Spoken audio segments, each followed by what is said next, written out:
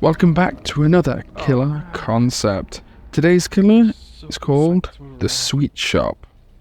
Now he has very similar attributes to the Gourmet as I thought of them both up at the same time, though they are ever so slightly different with the way in which they go around. The Gourmet force feeds people food. This one, they have to eat it themselves, willingly, otherwise trouble will ensue for them. So without further ado, why don't we get on into their basic info. They are a 4.4 meters per second killer with a 24 meter terror radius.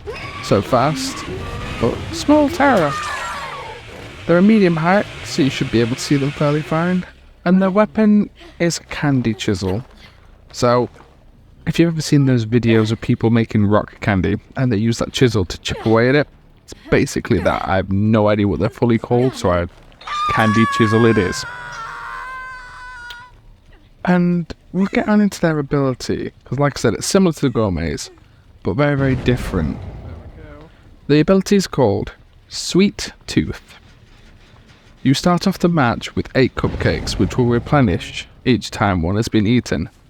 You do not eat these cupcakes. As a survivor gets close to ones that you placed around the map, they are inflicted with compulsion, which is a new status effect that I came up with in a previous build. So to go over it briefly if you haven't seen them, compulsion means that a survivor needs to do a specific action before they can do anything, which will be highlighted to them. This could be working on a generator, pulling down a pallet, maybe hiding in a locker or disarming a tome. Sometimes it's being hit by the killer itself. This could range from many different things, but for this case, when you get in close proximity to a cupcake as a survivor, you are compelled to eat it. Which does give you a bonus, as it gives you 2 seconds of haste. Unfortunately, it is then followed by 30 seconds of slowness. So, you wonder, why should I eat these cupcakes? Well, you're compelled to. You won't be able to do anything within the area of that cupcake until you eat it. Once you've eaten 4 of these cupcakes, however, you will end up suffering with slowness permanently. Though, this isn't all bad, because when you eat a cupcake after being suffering with slowness permanently, you gain 5 seconds of haste instead.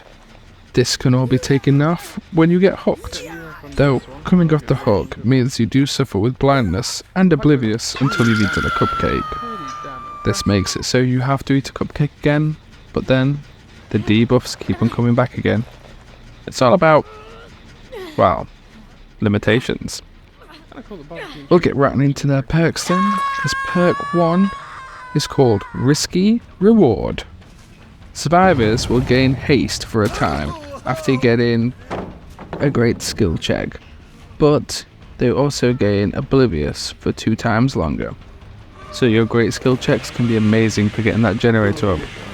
That means that you'll never hear or see the killer sneak up behind you if you get them. So be careful when you use them. Perk 2, Time and Effort. When a boon has been made, it drains over time. The more it's used, the faster it drains. So say you set up a boon that allows you to have Shadow Step. That will work for a period of time, but the more you run around in there, the less effective it gets. Your scratch marks will become spotted rather than completely invisible, until the boon dies out, and it's for like you never used one in the first place. Well, for survivors at least, killer boons, or tomes, stay alive permanently. Perk 3, Gluttony. Every single status effect that a survivor gets will add 2 seconds to the gate timer, all the way up to 60 seconds. So, if you're playing a killer that gives benefits or debuffs to survivors, or they're playing ones that give them to themselves, this is a great perk, stalling them out at the end. As per usual, we'll be getting on into the lore for this killer. If you do not wish to see this bit, feel free to skip right to the outro, but without further ado, let's get into it. So the Sweet Shop used to be a successful shop owner. It used to be a very popular sweet shop, visited by many all around the city. It was the place where kids go to when they'd finished school. It was where adults indulged in a little, well, sweet treat. It was well known across the entire city as the place to go for sweets and candy. Though, over time, they started losing business. Nobody wanted to go to collect sweets from sweet shops anymore. It was boring.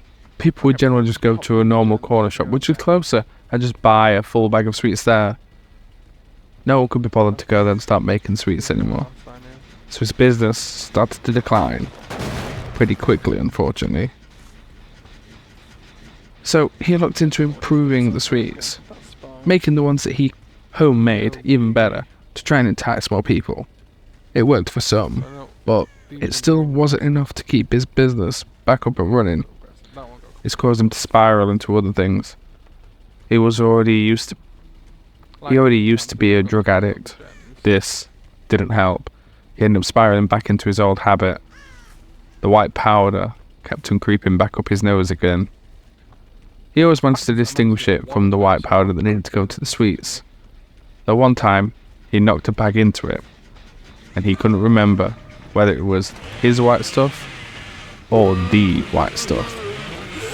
So, he ended up mixing the batch and putting it out. Turns out, it was his white stuff. The stuff that's ever so slightly sniffly, though not something you should really be consuming or giving to kids. He didn't know this. Like I said, he didn't realise what it was that got spilt into it. Though, his candy and his sweets suddenly became so much more enticing. His business started to explode. People came from here and there to get more of these sweets because they were so delectable and they just needed more and more. Originally, he was going to decide not to do this again. He realised the morality of this wasn't worth it.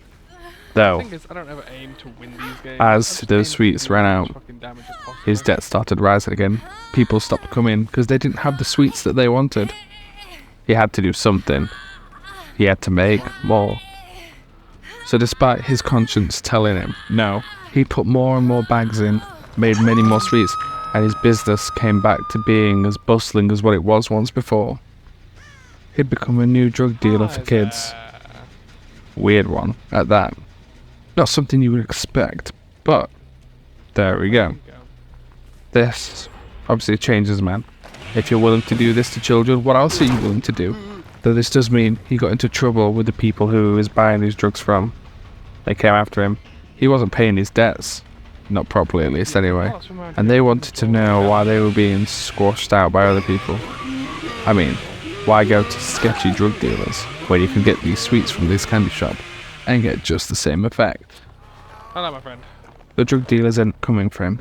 They tossed him into a car and brought him somewhere he didn't know. He was knocked unconscious when he got took into the car. He knew he was in a car for when he woke up and took the bag off his head.